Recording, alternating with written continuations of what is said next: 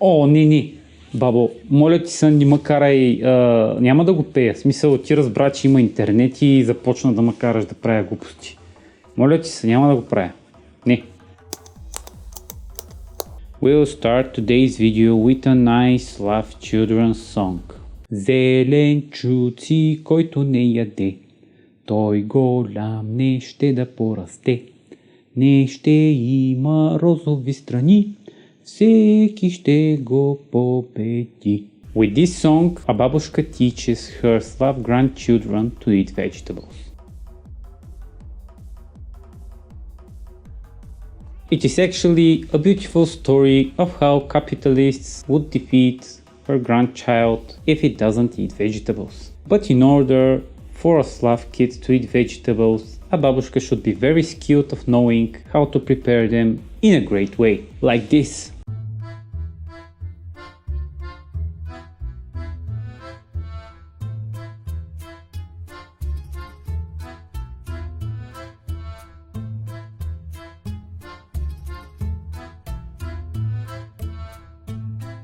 Hi comrades, long time no see. Today I will show you one of my all-time favorite recipes. It is called Gyuvech. Actually, Gyuvech is also the name of the Slavic slow cooker that we are using in some recipes. The word Gyuvech is both an earthenware pottery used in Turkish, Balkan and Levantine cuisines and the name of some group of dishes which really closely represent stews. The pot is very wide and medium tall, and typically it can be glazed or unglazed, and it's made of clay. The dishes in it are cooked with a little bit of liquid or without liquid at all. Gyuvech dishes basically can be made in any type of oven-proof pots or tava or baking sheets, but the earthenware clay pottery is preferred because it brings out this like earthy taste to the dish, and in my opinion it cooks everything better. I mean, if you haven't eaten anything out of a Gyuvech pot, you cannot know. I mean, the aroma is unique. The origins of the Gyuvech are from the Turkish cuisine, but it really spread out to the Balkans and Eastern Europe, and in the different countries, of course, it has a little bit of different name. There are varieties of Gyuvech in ex-Yugoslavian countries, in Greece and in Bulgaria, where it is known as Gyuvech. I'll show you how it is written somewhere on the screen now. We'll be preparing the Bulgarian version of this dish, as you may have already anticipated. Gyuvech typically is a mix of a lot of products. It can be without meat and with meat. Meat can include like a whole variety of meat. It can be lamb, it can be pork, it can be beef, it can be chicken. Even when I was making the research of the other types of Gyuvech, it can include fish, but I cannot imagine that, to be honest. I mean, Gyuvech with fish, in my opinion, will not taste very well, but there may be some unique dishes in the Gyuvech pot with fish, so I wouldn't tell anything bad about them. Also, for my vegetarian and vegan subscribers and friends, today we'll be preparing a meatless variety of the Gyuvech for the bonus round. So if you're interested in it, stick out for the bonus round and you'll learn how to prepare even the meatless variety. Where you can see I have some vegetables which I use in the Gyuvech. I have a carrot. Maybe I should have washed it or peeled it, but who cares? Quite a tasty carrot. Sweet. By the way, the meatless variety of the Gyuvech is my favorite, and I have a story about it from my childhood which I'll tell you about a little bit later. The dish is typically flavored with a lot of paprika and summer savory, as a lot of the dishes we prepare on this channel. What a surprise! It can be both cooked in oven-proof pot or in the Gyuvech pot, so you can cook it even if you do not possess a Gyuvech. For the purposes of this video, I will use the clay pot and will cook it on a low temperature for a lot of time. For the meatless variety though, we'll be using a regular oven-proof pan. The version that I'll be showing you is my babushka's version, the one that I know from my childhood, and it is my go-to vegetable dish now and when I was a small Slav boy. When we had it, I mean when babushka prepared it, I swear to you that I ate it on breakfast, on lunch, on dinner and on occasional varieties as a snack through the day. It didn't contain any meat, so I ate it with feta cheese. I assure you that the combination is perfect. And even when we had meat available, I preferred the meat to be cooked separately, as well, this is a little bit blasphemous, but I didn't want it to ruin the great vegetable taste. As I said, I always enjoyed the Gyuvech with a little bit of feta cheese on the side. And to be honest, this dish is perfectly tasty. It has everything in it, so you don't need anything else as an addition. I hope you will make it and you'll like it. But before that, of course, you will need to learn how to prepare it. So let's go and see that. By the end of the video, you'll be a fully certified level 13 Slav Gyuvech master.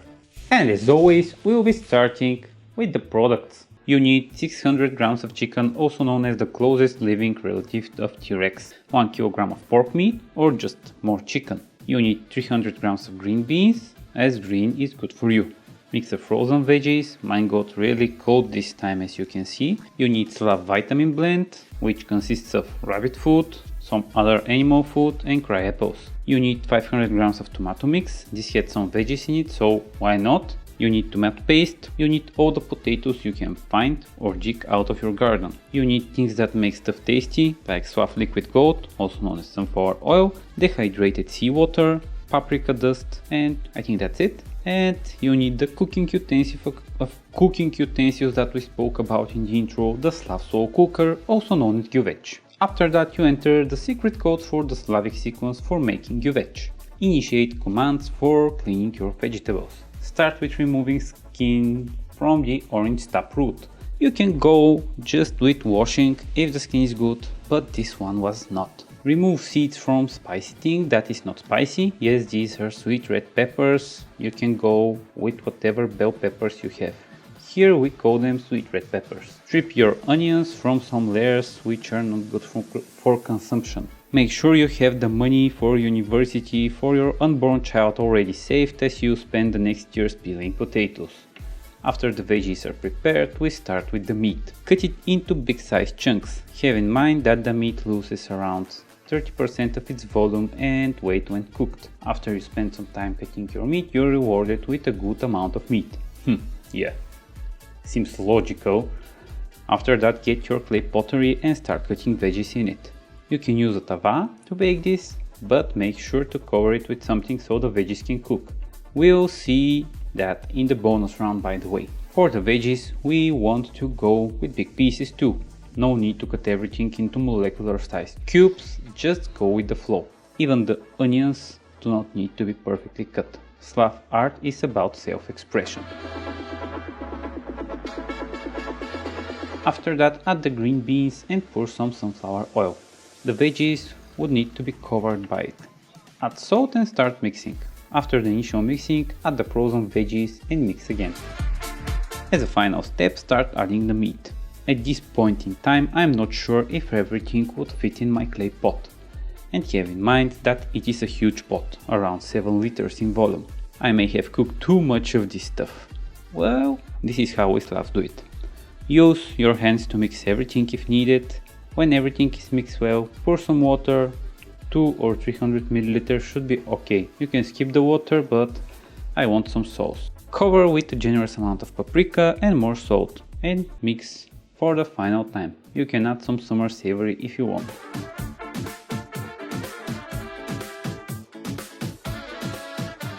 I test how much it weighs. It weighs a lot, this means more food, which is nice. Put the lid on and throw this bad boy in the oven for 5 hours on 160 degrees Celsius or 320 Fahrenheit. If you use clay pottery, make sure that you put it in a cold oven so it won't break from the temperature difference. After some hours, we are rewarded with perfectly cooked veggies, meat and potatoes. If they're cooked, it is time to add the tomatoes. We do not add them in the beginning as their acidity may stop the cooking of the meat and the potatoes. We add the tomatoes, mix everything and put the Gyuvech back in the oven without the lid so it can develop some nice color and flavors.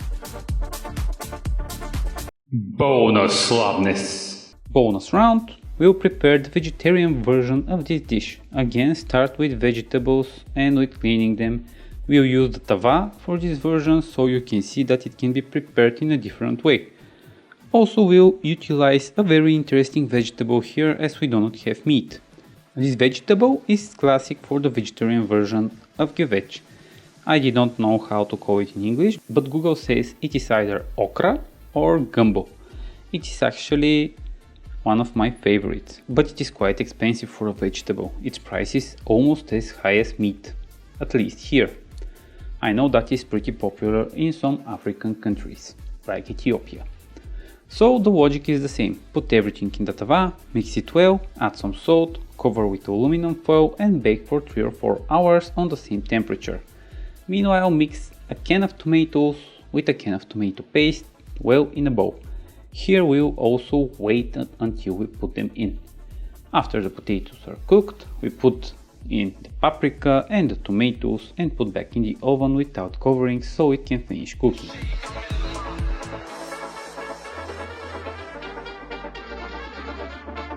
SLAV difficulty level, I would say 3 out of 5, as it is quite time consuming to prepare this and it takes a lot of time to cook it in the oven.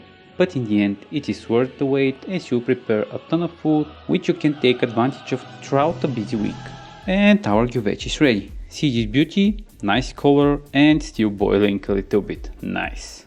This is quite healthy actually and not so calorie dense for the ones who are afraid of fat. If I were you, I would save some fat for a cold winter. But yeah, the nutritional values for a big plate are around 515 calories, 53 carbs, 11 fats and 44 protein because of the meat. These calories are for the meat version. I always enjoy this with some feta cheese on the side as I said. Actually, the feta cheese goes better with the non-meat version. As final words, I can say that this is a nice and healthy SLAV meal with a lot of veggies. You can use whatever vegetables you love or have.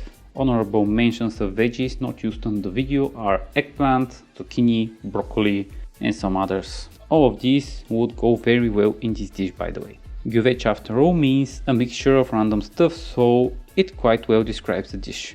You can go full meat or vegan, so it is quite versatile and is one of my all-time favorites. I hope you learned a new SLAV word and a new SLAV recipe in this video. If you enjoy what you see, make sure to like the video and subscribe for more. SLAV you next time.